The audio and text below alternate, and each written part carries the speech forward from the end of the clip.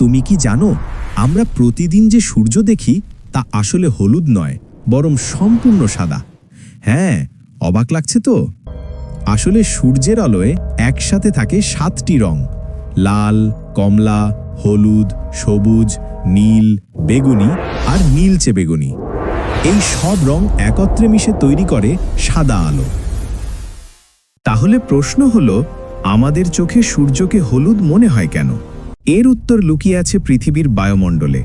যখন সূর্যের আলো পৃথিবীতে আসে, তখন বাতাসের অণু আর ধূলিকণার সঙ্গে ধাক্কা খেয়ে নীল ও বেগুনি রশ্মিগুলো ছড়িয়ে পড়ে চারদিকে। ফলে যা বাকি থাকে সেটাই মূলত হলুদ আলোর অংশ। আর সেই কারণেই দিনের বেলায় সূর্যকে আমরা হলুদ দেখি।